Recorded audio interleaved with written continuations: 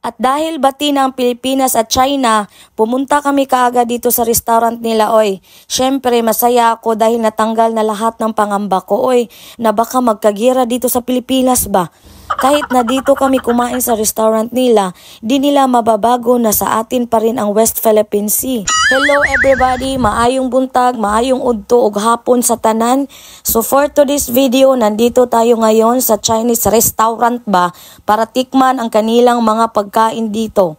Kasama ko pala ang aking apam na galing pa ito sa planeta na wala pang pangalan. So pagpasok pala namin dito guys, tuwang-tuwa pala ako dahil may palibreng chips. Di ko alam kung dahon ng kangkong ba to o dahon ng hagunoy ba. And then, believe talaga ako nito mga Chinese ba. Tsaa talaga unang iserve nila no? Kasi mostly kasi sa mga restaurant baka na mga restaurant, malamig na tubig unang iserve nila man. Tapos kung gutom na gutom ka, kabuhion dayon ka. Kung dili ka kabuhion, magkapurigit dayon ka. So before kami kumain, try muna namin itong kanilang tea. So need natin yan ibangga-bangga ang baso bago inumin. Hasula no, naapay pa bangga-bangga ba. Sabi ng nag-assess sa amin na Chinese, maganda daw ito sa bituka ang tea nila. So kung ang bituka mo ay nakazigzag, magiging straight na daw siya. Patay na. So marami-rami pala itong na-order namin guys no. Sinadya ko talaga yan ba dahil picture lang kasi naintindihan ko sa menu. Kakaiba pala mga pangalan nakasulat dito sa menu guys. Wala akong idea kung anong klaseng pagkain ba. Yung iba may picture naman kaya yun yung mga in-order ko. Alam nyo ba guys, isa sa mga paborito kong pagkain ay mga Chinese food. Kakaiba kasi ang amoy ng mga pagkain nila, para sa akin sobrang bango at sarap ba. Alam mo ba yung amoy ng mga seasoning nila at mga sauce nila? Tagos talaga mula sa ilong ko ba hanggang sa ngalangala. Hindi so, totoo yan. Sinerve nila guys, ito yung pinaka the best at pinaka masarap para sa akin.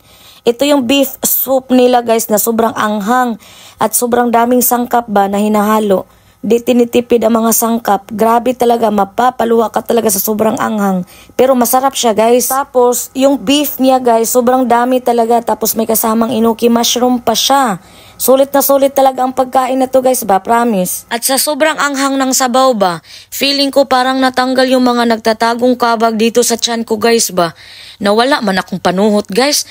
Tapos para akong nauutot sa anghang ba. Parang may mga herbal sauce silang nilalagay man dito eh. At ito pa guys ba, tawang-tawa ako nung pagsando ko sa beef ba. Akala ko kasi karning aso. Kasi naalala ko kasi may napanood ako na dokumentary na niluto yung aso. Tapos hiniwa ng manipis ba yun? Ayun, napatanong talaga ako sa mga staff nila ba. So buti na lang beef talaga siya guys. Ang dami ko pa naman nakain. Grabe pa naman pawis ko dyan oh. Enjoy na enjoy talaga sa food ba.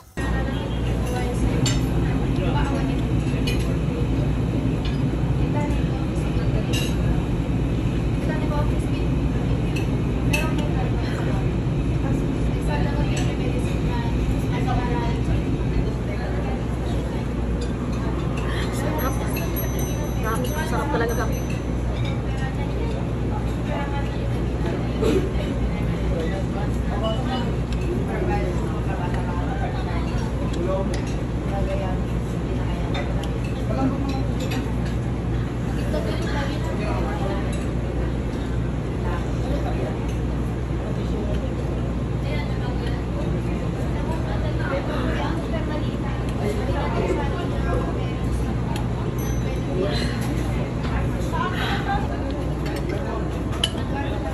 Ay ka na.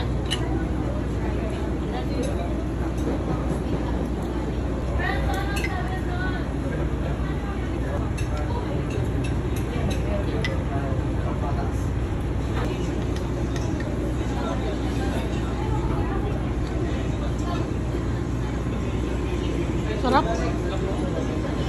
Sarap no? Hanggang na ano ba no?